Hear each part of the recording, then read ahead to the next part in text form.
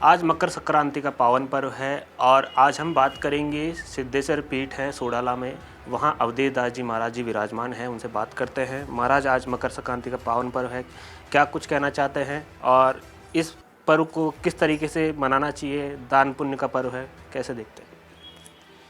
लोकाभिरामं रणरंगधीरं राजीवनेत्रं रघुवंशनाथं कारुण्यरूपं करुणाकरंतं श्रीरामचंद्रं शरणं प्रपद्ये।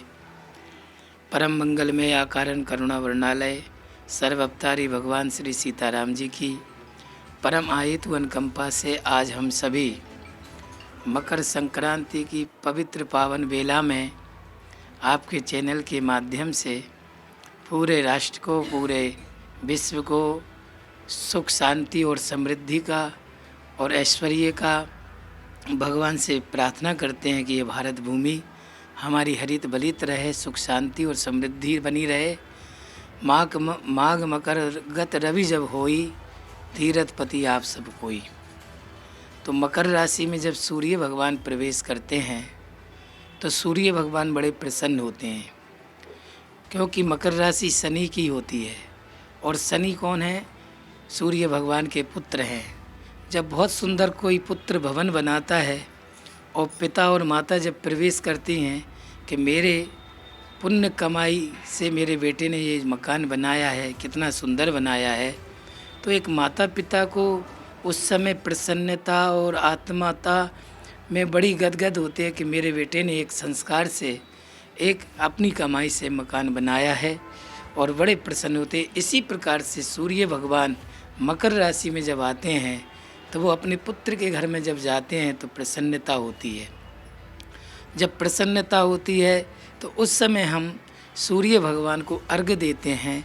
सूर्य भगवान को प्रसन्न करने के लिए सूर्य भगवान की जो प्रिय वस्तुएं हैं और शनि भगवान की जो प्रिय वस्तुएं हैं, काले वस्त्र, काला कम्बल, चप्पल, जूता, अंधे लूले गरीब लोगों को प्रदान करते हैं और तो उनका अनंत कोटि पुण्य मिलता है।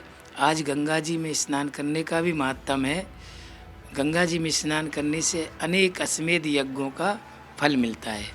हमारे ऋषि मुनि आज से कल्पवास करते हैं प्रयागराज में। तीर्थपति प्रयागराज में जो है कल्पवास करते हैं। 1 महीने तक वहाँ यज्ञ, तप, नियम, संयम से सभी संत भगवान अपने आहार विहार को एक टाइम प्रसाद पाके और अपने यज्ञ करके और कथा प्रवचन करके, कीर्तन करके अपना गंगा के तट पर इस प्रकार से तप करते हैं। फिर बसंत पंचमी से अग्नि तपस्या, पूरे देश की कल्याण के लिए अग्नि तपते हैं। तो ये मकर संक्रांति का बड़ा पावन पर्व है और आप सबको बहुत बहुत शुभकामनाएं। जय श्री राम। महाराज जी, राम मंदिर बनने वाला है, मंदिर बन चुका है, प्राण प्रतिष्ठा का आयोजन 22 तारीख को कर दिया गया है, लेकिन इस पर जो तमाम प्रतिक्रिया आ रही है, कुछ संत जो वो है वो भी तमाम प्रतिक्रिया दे रहे हैं। कुछ बता रहे हैं कि इस कार्यक्रम को बीजेपी का कार्यक्रम बता दिया गया। आप किस तरीके से देखते हैं इसको? आज हम सभी, हमारे पूर्वज अनेक वर्षों से तप और यज्ञ और बलिदान होते गए राम मंदिर के लिए।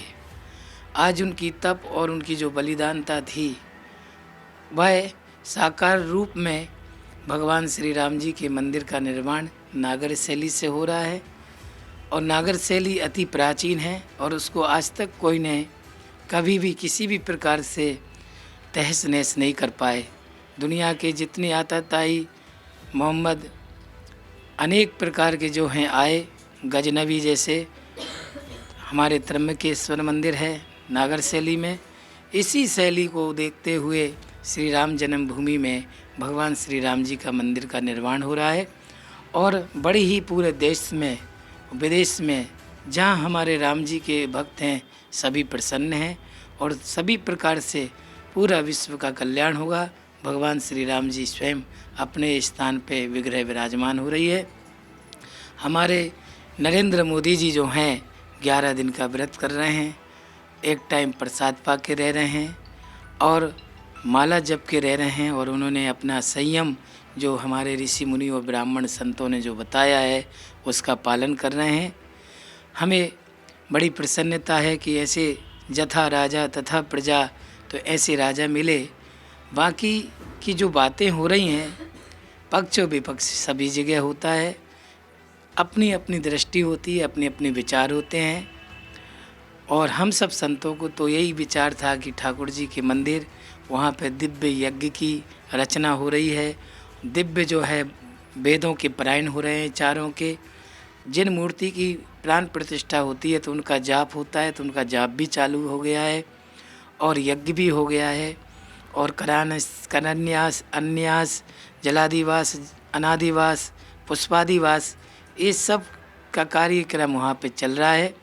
तो भगवान से यही प्रार्थना करते हैं कि भगवान विराजमान होकर पूरे राष्ट्र में रामो विग्रहवान धर्मः, पूरी समाज में जिस प्रकार की राम जी ने अपने माता पिता और भाई बंधुओं के लिए एक राम जी का जो आदर्श रहा, उसी आदर्श पे मेरा पूरा भारत का परिवार राम राज्य की परिकल्पना करते हुए एक अयोध्या जैसी नगरी को बनाते हुए भाई भरत और राम जैसा प्रेम हो, यही हमारे भारत में हो। बाकी जो आचार्य जी बोल रहे हैं तो उनको जो है ऐसा विचार नहीं करना चाहिए, उनको तो मार्गदर्शित करना चाहिए जाकर, और उनका ये कार्य है। ऐसा जो समाज में इस प्रकार की बात हो रही हैं तो इससे धार्मिक लोगों को आघात पड़ता है। तो यही मैं निवेदन करूंगा, वो महापुरुष हैं, उनका भी मैं वंदन करता हूं। जय श्री। आप ये नहीं देख रहे कि इस तरीके से संत समाज बट रहा है इस मामले में, तो कहीं ना कहीं हिंदू भी बट हिंदू को भी बट रहे हैं। अपन हिंदू की एकता के लिए पूरा कार्यक्रम का आयोजित किया जा रहा है, लेकिन यहाँ तो हिंदू भी बटते हुए दिखाई दे रहे हैं। देखिए, हिंदू का जो बटने का है ये पार्टी और पॉलिटिक्स बाजी है। हिंदू कहीं नहीं बट रहे हैं।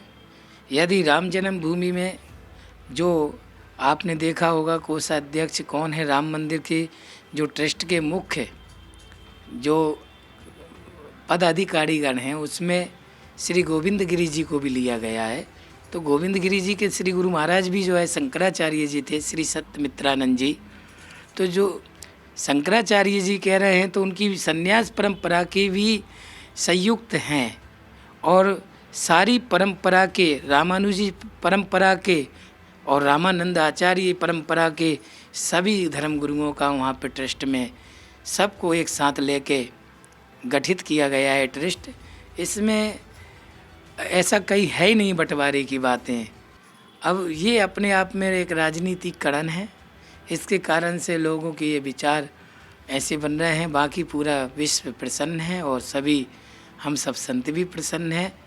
यहाँ से भी हमने जब राम जन्मभूमि का न्यास मूर्ति का जो है सबका हुआ तो औषधि हैं और चांदी की ईंट वगैरह भिजवाई थी, और 22 तारीख को यहाँ भी भव्य और दिव्य सुंदरकांड का पाठ होगा, जिसमें अनेक आसनों पर बैठकर पूरे मंदिर की सजावट होगी और पूरी नगर बस्ती में हमारी में खुशहाली है, ऐसा कहीं नहीं है। ये थे हमारे साथ महाराज जी, इन्होंने तमाम मुद्दों पर राम मंदिर है उसके विषय में बात करी। कैमरा पर्सन वीनू के साथ में हेमंत शर्मा, जयपुर।